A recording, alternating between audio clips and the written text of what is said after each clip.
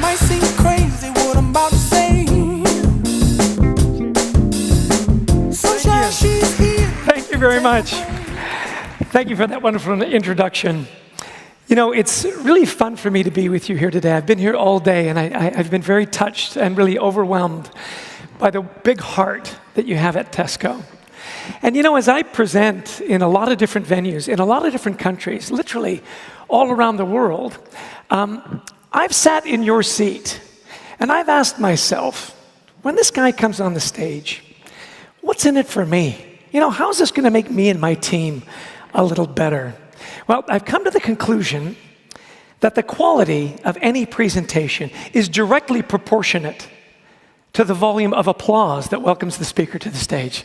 So if you want this to be world class, you have to do a little better than whatever that was you just attempted. Could we try it one more time? Here's Chester. Yes! Thank you. Oh, thank you. Thank you. Cheers. I know, it's a cheap trick, you know, but I like it. I want to talk to you a little bit today about the power of recognition and the power of a culture of recognition. We haven't seen a lot of thank yous here today and appreciation. I want to start off by saying this, that I think there are very few differentiators left in business. So many things can be commoditized so quickly. And I think there are two that are left that I think you understand at Tesco very well. The first is leadership. You can never have too many good leaders. That's why you're here. Tesco investing in you to make you better leaders. The second is culture, because they're very hard to replicate. Everybody can do the basics, but culture is a differentiator, and we'll talk about that in a minute. Well, Adrian Gostick is my co-author, and we wrote a book called The Carrot Principle. Very simple premise. Somebody does something great, you notice it, you recognize it, you give them a carrot. Right? Now, I want this to be fairly interactive as you can be with 9,000 people. I brought a lot of carrots that we're going to pass out. Now, I know what you're thinking. There's no way he can throw a carrot up into the balcony. That's why we brought the Frisbees. I was delighted that health and safety let me do this, okay? So pay attention. Let's not get anybody hurt. But here's your first skill testing question. If the carrot is the reward, what is the opposite of the carrot? Just yell it out. The stick. I'm going to throw this as far as I can. Our first winner of the day is him. Give him a cheer right there. And up in the balcony, are you ready? I'm sure someone knew it there too. Cameraman, look out. Incoming. Nice catch. So we'll have some fun. Well, I will tell you that as we traveled, we picked up these various nicknames, which was kind of fun. We worked with DHL in Bonn, Germany, and they dubbed us the Deacons of Dankeschön, the Ministers of Motivation, the High Priests of Praise. One of my favorites was the Dalai Lamas of Workplace Traumas. That was a good one. But the Toronto Globe and Mail, Canada's largest newspaper, and where I grew up in Canada, dubbed us the Apostles of Appreciation. And as the great bard says, would a rose by any other name smell as sweet? Well, my friends here at Tesco, let's cue the music. As an apostle of appreciation, my brothers and sisters here in Birmingham, I am not here just to give you the case studies and the numbers. Oh no, I am here to preach and teach the power of appreciation. Can I get an amen? Can you put your hands in the air? Let it sway like you just don't care. Give me a little hallelujah. Gonna be more fun if you participate. Yeah, I can see you, pal. Okay. So good fun, right? You can stop the music. Well, as we did all this stuff in recognition, it was really fun. Great results. People were more engaged. They gave that extra little effort. Customer service went up. But then it was pointed out to us that if you don't get the culture right, it doesn't matter. If you don't get the culture right, it doesn't matter. So we studied a lot of different cultures, and I want to share some of them with you here today. Now, it may not be in your industry. In fact, it's not. Don't let that bother you. Think about what is the principle, and can I take that back to my team, to my colleagues, and make it just a little better? See, at the Hard Rock Cafe, they have this philosophy that there's a little bit of a rock star in everybody. I'm right, aren't I, Carl? You were this close from the band, the entourage, you got tattoos we don't want to see, pal. Okay? But here's my point. Do you treat your customers a little differently when you look at them as rock stars as opposed to just hungry? I think you do. See, that's the power of culture. Now, what they did at the Hard Rock Cafe a couple years ago, they put out one of those engagement surveys. You know the ones I'm talking about? Are you satisfied? Would you recommend the job to a friend? Will you be here a year from now? Their survey only had one question, and it was this: tell me why your job rocks. Isn't that a great question? And they said, be creative in your answers. People wrote poems, they drew pictures. Some of them made YouTube videos. And with their permission, I'm going to play one for you. Now, I'm going to introduce you to the dishwasher at the Hard Rock Cafe in Amsterdam. Now, as you watch this video, I want you to pay particular attention to the words he uses to describe his job, and then we'll talk about it. Cue the video. Now, this is the Hard Rock Cafe, as you see. I go always this door to go to my work as a dishwasher. I just want to tell you guys that a dishwash is not really a dirty job, you know what I mean? I really have fun with what I'm doing. I work like 3 years now, and I still like my job. I just want to show to the world that you can be a dishwasher and you can still have fun doing the dishes. I just feel free, I can be what I am. You can't find a job like that, you know? This is what I think. I love it. Let's go inside. Follow me. Let's go to my work. I'm sexy and I know it.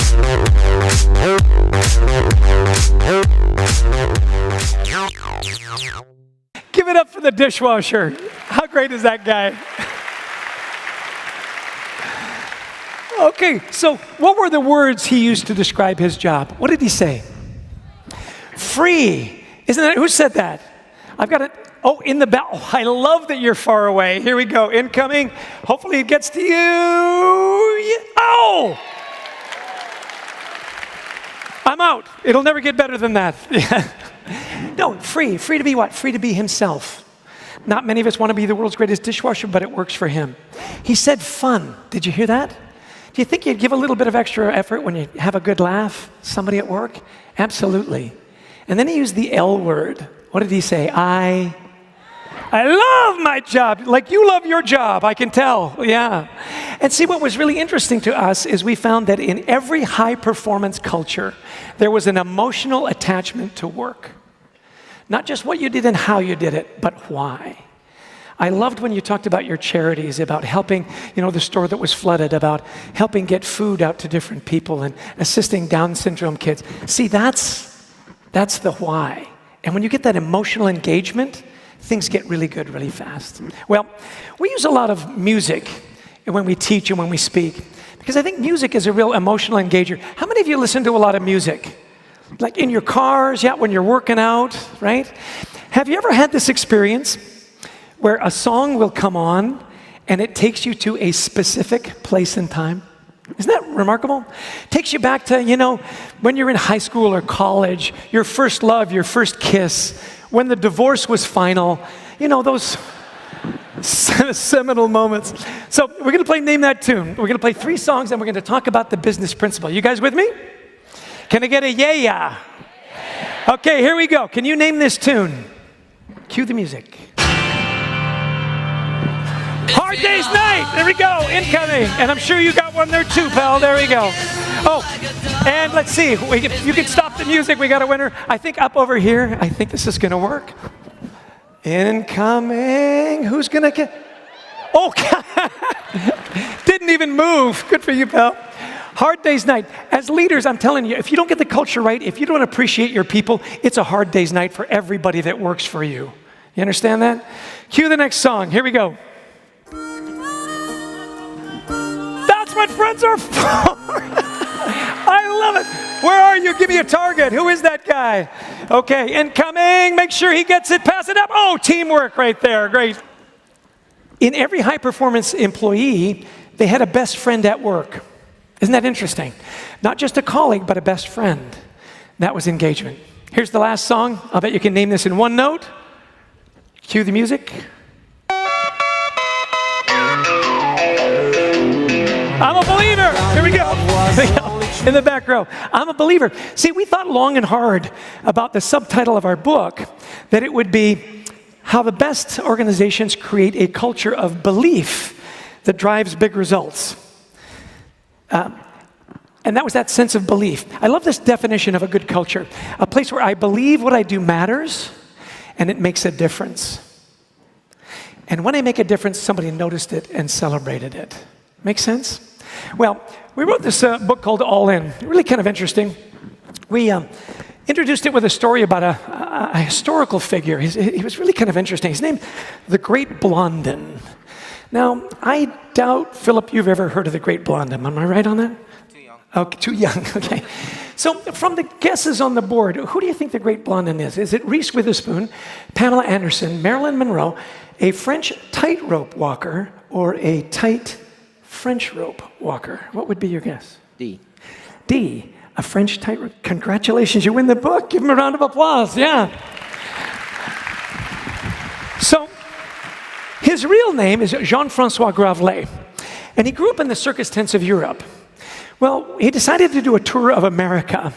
And to kick off the tour, he decided that he would be the first acrobat to string a 1,700-foot wire across Niagara Falls and across the falls. No safety net, no safety cord, no nothing. And it was a huge success. So this became his thing. Every time he came on tour to America, he would go to Niagara Falls and cross the falls. He understood in entertainment what we understand in business, and that is you just can't come back and do the same trick over and over again. You've got to continue to offer something new, reinvent yourself, to raise the what? Raise the bar, that's right. And that's what he did. One time he went across on a bicycle, one time on stilts, one time blindfolded. He was amazing. But most often, he would show up with this little wheelbarrow and do various stunts. My favorite was he took his wheelbarrow to the middle of the falls and pulled out a kerosene stove and cooked an omelet, because he's French, and lowered it to the Maid of the Mist, and the crowd went crazy. Well, the story is told June 30th, 1859. 25,000 people showed up to see him, and he starts working the crowd. And he says, "Who believes I can cross the falls?" And they all cheered, "We believe."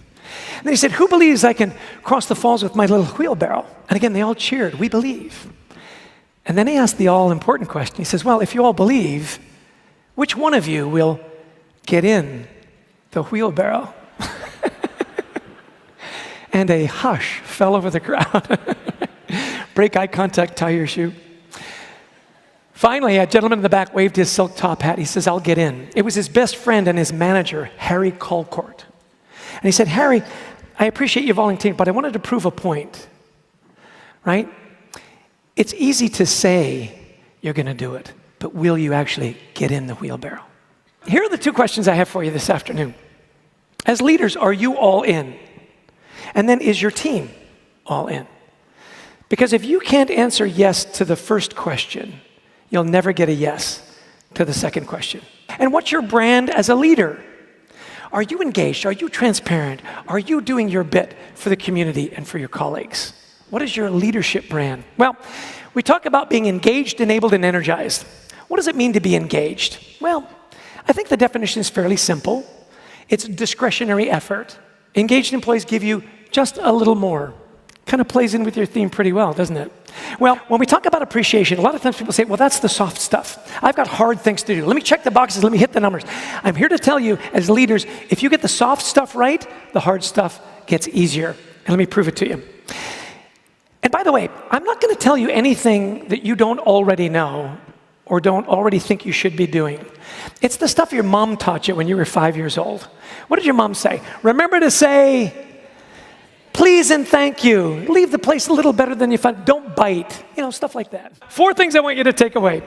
Good recognition is you do it now, do it often, be specific, be sincere. Do it now. See, when you do it now, you communicate in a very powerful way. You see, when do you do important things? If it's really important, when do you do it? You do it now. You don't wait till the end of the week, the end of the month, the end of the quarter, the end of the year. You do it now. It communicates value. Now, if you're a sports fan, right, you get the trophy right away because rewarded behavior gets repeated, and the trophy reinforces that. And when do they give them the trophy? They give it to them right now. They don't say, oh, well, let's wait till the end of the year and pass them all out at the same time. They're still in their kits. I'm going to come down here and talk to you. This will be fun. This woman put both her hands high in the air. We're going to come talk to you. This is going to be more fun than you deserve. Here we go. Stand up. Here we go. My husband's going to kill me. Yeah. Your name is? Joe. Joe. And you are madly in love. Emphatically. And happily married. Happily married for 2 years. And so it's the same person? Yes. Oh, good answer. Instead of every day, because that takes up a lot of time. You know, you're on the phone. No, Joe, you hang up first. Do this. Just have a year-end banquet. Just once a year. I love you. Wouldn't that be better? No. Why? Because it requires daily appreciation for you to feel happy on a daily basis. And the happinesses that you would get from an end-of-year banquet would last a month. Excellent. We're on a bit of a time constraint. Thank you.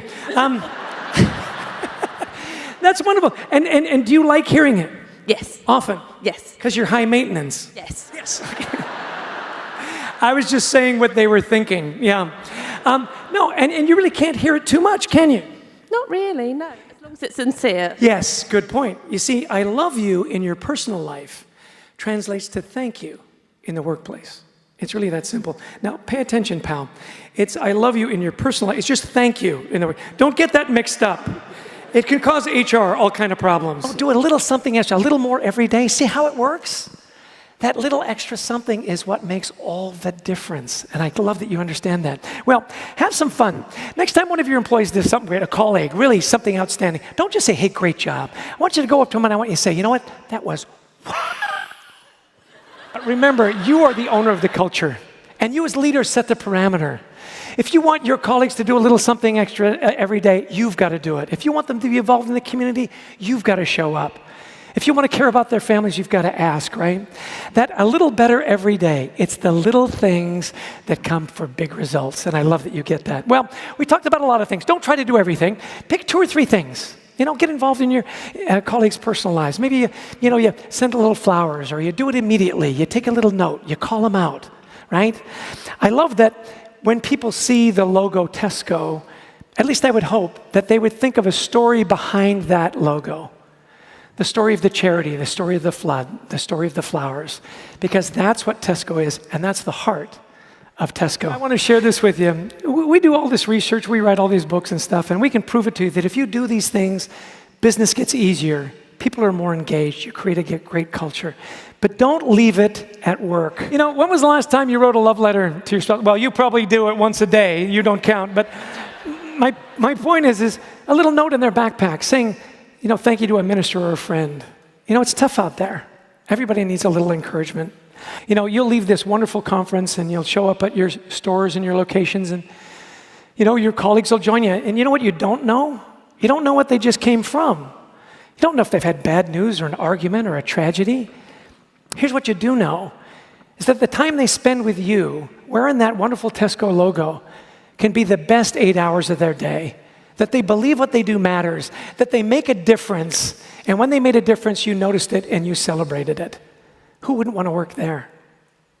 Well, last question I have for you. We've talked about a lot of stuff. Will you take it back with you, and will you share it with your teams? Will you do that? Yeah, not quite the response I was hoping for. You know what I'm saying? As the minister of motivation, at the end of the sermon, the preacher asked for an affirmation from the congregation. What does the congregation say? Amen. Can I get a yes? Cue the music. Can you get your hands in the air and give me a little hallelujah? How about a wow? I say we are. You say all in. We are. We are. We are. My time is up. You guys are great. I cheated you out of a Frisbee over there. I'm going to try not to hit the lamp. Here we go. Incoming. Cheers. Carrots. Let the big dogs eat.